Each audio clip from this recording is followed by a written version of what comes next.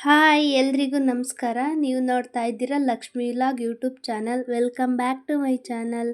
ಇವತ್ತಿನ ರೆಸಿಪಿ ಬಂದು ಕ್ಯಾರೆಟ್ ಪಲ್ಯ ಹಾಗೂ ಚಪಾತಿ.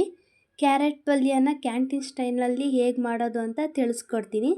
ಮೊದಲು ಬೇಕಾದಂಥ ಇಂಗ್ರೀಡಿಯೆಂಟು, ನಾನು ಅರ್ಧ kg ಕ್ಯಾರೆಟ್ ತಗೊಂಡಿದ್ದೀನಿ. ಹಾಗೆ ಸಣ್ಣದಾಗಿ ಹಚ್ಚಿಟ್ಟಿರೋವಂಥ ಈರುಳ್ಳಿ ಮತ್ತು ಫ್ಲೇವರ್ಗೆ ಹಸಿಮೆಣ್ಸಿಕಾಯಿ, ಒಂದು ಹೋಳ್ನಷ್ಟು ಕಾಯಿ ತುರಿ ತಗೊಂಡಿದ್ದೀನಿ. ಹಾಗೆ 1 ಇಂಚಿನಷ್ಟು ಶುಂಠಿನ ತುರಿದಿಟ್ಕೊಂಡಿದ್ದೀನಿ. ಹಾಗೆ ದೊಡ್ಡ ಸೈಜಿಂದ 2 ಟೊಮೊಟೊ ಸಣ್ಣದಾಗಿ ಹಚ್ಚಿಟ್ಕೊಂಡಿದ್ದೀನಿ. ಹಾಗೆಯೇ ಸಣ್ಣದಾಗಿ ಹಚ್ಚಿಟ್ಕೊಂಡಿರೋಂಥ ಕೊತ್ತಂಬರಿ ಸೊಪ್ಪು ತಗೊಂಡಿದ್ದೀನಿ. ಇಷ್ಟ ಆಯಿತು. ಇದಾದಮೇಲೆ ನಾವು ಚಪಾತಿಗೆ ಫಸ್ಟು ಹಿಟ್ಟು ಕಲಸಿಡೋಣ. ನಾನು 1.5 ಕಪ್ನಷ್ಟು ಚಪಾತಿ ಹಿಟ್ಟು ತಗೊಂಡಿದ್ದೀನಿ. ಆಮೇಲೆ ಅದಕ್ಕೆ ರುಚಿಗೆ ತಕ್ಕಷ್ಟು ಉಪ್ಪು ಹಾಕ್ಬಿಟ್ಟು ಚಪಾತಿ ಹಿಟ್ಟಿಗೆ ಎಲ್ಲ ಮಿಕ್ಸ್ ಮಾಡಿ ಸ್ವಲ್ಪನೇ ನೀರು ಹಾಕೊಂಡು ಕಲಿಸ್ಬೇಕು. ನೋಡಿದ್ರಲ್ಲ, ಈ ಥರ ಒಂದೇ ಸಲ ನೀರು ಹಾಕೋದ್ರಿಂದ ಚಪಾತಿ ಹಿಟ್ಟು ತೆಳ್ಳಗಾಗ್ಬಿಡುತ್ತೆ. ಈ ಥರ ಸ್ವಲ್ಪನೇ ನೀರನ್ನ ಕೈಯಲ್ಲಿ ಚಿಮ್ಕಿಸ್ಕೊಂಡು ಹಿಟ್ಟು ಕಲಿಸ್ಬೇಕು. ನೋಡಿ, ಈ ಥರ ಸ್ವಲ್ಪನೇ ನೀರು ಹಾಕೊಂಡು ಚೆನ್ನಾಗಿ ಈ ಥರ ಮಿಕ್ಸ್ ಮಾಡ್ಕೊಬೇಕು. ಚಪಾತಿ ಹಿಟ್ಟನ್ನ ಎಷ್ಟು ಚೆನ್ನಾಗಿ ಮಿದಿತೀವೋ ಅಷ್ಟು ಚೆನ್ನಾಗಿ ಸಾಫ್ಟಾಗಿ ಚಪಾತಿ ಬರ್ತವೆ. ಇದಾದಮೇಲೆ ಕಲಸಿರೋ ಅಂಥ ಚಪಾತಿ ಹಿಟ್ಟನ್ನ ಒಂದು ಕವರಲ್ಲಿ ಹಾಕಿ ಒಂದು 10 ನಿಮಿಷ ನೆನೆಯೋಕೆ ಬಿಡಬೇಕು. ಈ ಥರ ಕವರಲ್ಲಿ ಗಾಳಿ ಆಡ್ದಂಗೆ ನೀಟಾಗಿ ಸುತ್ತಿಡಬೇಕು. ಚಪಾತಿ ಹಿಟ್ಟು ನೆನೆಯೋಷ್ಟೊತ್ತಲ್ಲಿ ಪಲ್ಯ ಮಾಡೋದು ಹೇಗಂತ ತಿಳಿಸ್ಕೊಡ್ತೀನಿ. ಮೊದಲನೇದಾಗಿ ಒಂದು ಕುಕ್ಕರ್ ಹಿಟ್ಟು, ಅದಕ್ಕೆ 4 ಟೇಬಲ್ ಸ್ಪೂನ್ ಎಣ್ಣೆ ಹಾಕ್ತಾಯಿದ್ದೀನಿ. ಅದಕ್ಕೆ ಸಾಸಿವೆ, ಜೀರಿಗೆ, ಹಾಗೆ ಕರ್ಬೇವಿನ ಸೊಪ್ಪು, ಹಚ್ಚಿಟ್ಕೊಂಡಿರೋಂಥ ಹಸಿಮೆಣ್ಸಿನ್ಕಾಯಿ ಮತ್ತು ಈರುಳ್ಳಿ ಹಾಕ್ತಾಯಿದ್ದೀನಿ. ಹಸಿಮೆಣ್ಸಿನ್ಕಾಯಿ ಜಸ್ಟ್ ಫ್ಲೇವರ್ಗೋಸ್ಕರ ಹಾಕ್ಕೊತಾ ಇದ್ದೀನಿ. ಎಲ್ಲ ಹಾಕ್ಬಿಟ್ಟು ಚೆನ್ನಾಗಿ ಬಾಡಿಸ್ಕೊಬೇಕು. ಹಾಗೆಯೇ ತುರಿದಿರೋಂಥ ಶುಂಠಿನೂ ಸೇರಿಸ್ಕೊಬೇಕು. ಆಮೇಲೆ ಕಟ್ ಮಾಡಿರೋ ಅಂಥ ಟೊಮೊಟೊ ಹಾಕ್ಕೊತಾ ಇದ್ದೀನಿ. ಟೊಮೊಟೊ ಹಾಕ್ಬಿಟ್ಟು ಚೆನ್ನಾಗಿ ಬಾಡಿಸ್ಕೊಬೇಕು.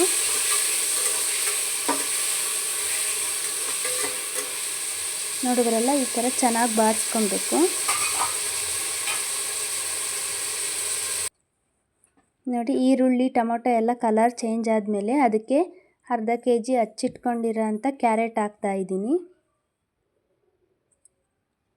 ಕ್ಯಾರೆಟ್ ಹಾಕಿ ಚೆನ್ನಾಗಿ ತಿರುಗಿಸ್ಕೊಬೇಕು. ಕೈ ಬಿಡ್ದೇನೆ ತಿರುಗಿಸ್ತಾ ಇರಬೇಕು. ಆವಾಗ ಕ್ಯಾರೆಟು ಎಣ್ಣೆಲೇ ಚೆನ್ನಾಗಿ ಸಾಫ್ಟಾಗಿ ಫ್ರೈ ಆಗುತ್ತೆ. ನೋಡಿದ್ರಲ್ಲ, ಈ ಥರ. ಕ್ಯಾರೆಟ್ ಪಲ್ಯ ಯಾವಾಗಲೂ ಸ್ವೀಟ್ ಆಗುತ್ತೆ ಅಂತ ಹೇಳಿ ಮಾಡೋದೇ ಇಲ್ಲ ಕೆಲವರು. ನಾನು ತೋರಿಸೋ ಥರ ಮಾಡಿದ್ರೆ ಖಂಡಿತ ಚೆನ್ನಾಗಿ ಬರುತ್ತೆ. ಮನೇಲಿ ಒಂದು ಸತಿ ಟ್ರೈ ಮಾಡಿ. ಲೋ ಫ್ಲೇಮ್ ಮಾಡಿ ಒಂದು 5 ನಿಮಿಷ ಬಿಡಬೇಕು. ನೋಡಿ, ಕಲರ್ ಎಷ್ಟು ಚೆನ್ನಾಗಿ ಚೇಂಜ್ ಆಗಿದೆ ಅಂತ ಕ್ಯಾರೆಟ್ದು. ಈಗ ಚೆನ್ನಾಗಿ ತಿರುಗಿಸ್ಬೇಕು. ನೋಡಿದ್ರಲ್ಲ, ಈ ಥರ. ಇದಕ್ಕೆ ಇವಾಗ 1 ಟೇಬಲ್ ಸ್ಪೂನಷ್ಟು ಅಚ್ಕಾರದ ಪುಡಿ ಹಾಕ್ತಾಯಿದ್ದೀನಿ. ಹಾಗೆ 1/4 ಸ್ಪೂನಷ್ಟು ಅರಿಶಿನ ಪುಡಿ ಹಾಕ್ತಾಯಿದ್ದೀನಿ. ಮತ್ತು ರುಚಿಗೆ ತಕ್ಕಷ್ಟು ಉಪ್ಪು ಸೇರಿಸ್ತಾ ಇದ್ದೀನಿ. ಇದೆಲ್ಲ ಹಾಕಿದ್ಮೇಲೆ ಒಂದು ಟೀ ಗ್ಲಾಸ್ನಷ್ಟು ನೀರು ಹಾಕಬೇಕು. ನೀರು ಹಾಕೋದ್ರಿಂದ ಕ್ಯಾರೆಟ್ಗೆ ಉಪ್ಪು ಖಾರ ಚೆನ್ನಾಗಿ ಹಿಡಿಯುತ್ತೆ ಮತ್ತು ಕ್ಯಾರೆಟು ಸಹ ಚೆನ್ನಾಗಿ ಸಾಫ್ಟಾಗಿ ಬೆಳೆಯುತ್ತೆ. ನೋಡಿದ್ರಲ್ಲ, ಈ ಥರ ಚೆನ್ನಾಗಿ ಎಲ್ಲ ಹಾಕ್ಬಿಟ್ಟು ತಿರುಗಿಸ್ಬೇಕು. ಇದಾದಮೇಲೆ ಪಾತ್ರೆದು ಪ್ಲೇಟು ಕ್ಲೋಸ್ ಮಾಡಿ ಒಂದು 5 ನಿಮಿಷ ಚೆನ್ನಾಗಿ ಬೇಯಿಸ್ಕೊಬೇಕು. ಒಂದು 5 ನಿಮಿಷ ಆದಮೇಲೆ ಈ ಥರ ಆಗಿರುತ್ತೆ.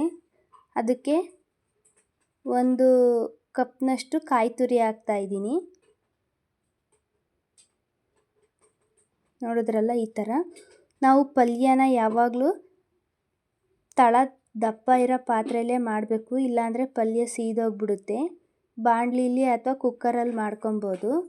ಅದಕ್ಕೆ ಹಚ್ಚಿಟ್ಕೊಂಡಿರೋ ಅಂಥ ಕೊತ್ತಂಬರಿ ಸೊಪ್ಪು ಹಾಕ್ತಾಯಿದ್ದೀನಿ. ಇವೆಲ್ಲ ಹಾಕ್ಬಿಟ್ಟು ಚೆನ್ನಾಗಿ ಚೌಟಾಡಿಸಿ ಪ್ಲೇಟ್ ಮುಚ್ಚಿ ಒಂದು 20 ನಿಮಿಷ ಬಿಡಬೇಕು, ಸ್ಲೋ ಫ್ಲೇಮಲ್ಲಿ ಇಟ್ಟು. ಅಷ್ಟರಲ್ಲಿ ಚಪಾತಿ ಒಸ್ತಿಟ್ಕೊಳ್ಳೋಣ. ನೋಡಿದ್ರಲ್ಲ, ಹಿಟ್ಟು ಎಷ್ಟು ಸಾಫ್ಟಾಗಿ ಬಂದಿದೆ ಅಂತ. ಈ ಥರ ಸಣ್ಣ ಸಣ್ಣದಾಗಿ ಉಂಡೆ ಮಾಡಿಟ್ಕೊಂಬಿಟ್ಟು ಚೆನ್ನಾಗಿ ನಾದ್ಕೋಬೇಕು. ನೋಡಿ ಈ ಥರ ಎಲ್ಲ ಉಂಡೆ ಮಾಡಿಟ್ಕೊಬಿಟ್ಟು ಒಂದೊಂದೇ ಆಗಿ ಒಸಿಬೇಕು. ಚಪಾತಿ ಹಿಟ್ಟು ಎಷ್ಟು ನಾದ್ತೀವೋ ಅಷ್ಟು ಸಾಫ್ಟಾಗಿ ಬರುತ್ತೆ ಚಪಾತಿ. ಈ ಥರ ಮಾಡಿಟ್ಕೊಂಡು ಒಂದು ಪ್ಲೇಟಲ್ಲಿ ಈಗ ಸ್ವಲ್ಪನೇ ಹಿಟ್ಟು ಹಾಕಿ ಒಸ್ಕೊಬೇಕು. ನೋಡಿದ್ರಲ್ಲ, ಚಪಾತಿ ಹಿಟ್ಟು ಸ್ವಲ್ಪನೂ ಕೈಗೆ ಹತ್ತುತ್ತಾ ಇಲ್ಲ, ಅಷ್ಟು ಹದವಾಗಿ ಬಂದಿದೆ ಹಿಟ್ಟು. ಈಗ ಸ್ವಲ್ಪನೇ ಗೋಧಿ ಹಿಟ್ಟು ಹಾಕೊಂಬಿಟ್ಟು ಚೆನ್ನಾಗಿ ಚಪಾತಿ ಉಜ್ಕೊಬೇಕು. ಸುತ್ತ ಚೆನ್ನಾಗಿ ಅರ್ಗೆಲ್ಲ ಒಸ್ಕೊಬೇಕು. ಬರೀ ಸೆಂಟ್ರಲ್ಲೇ ಒಸಿಬಾರ್ದು.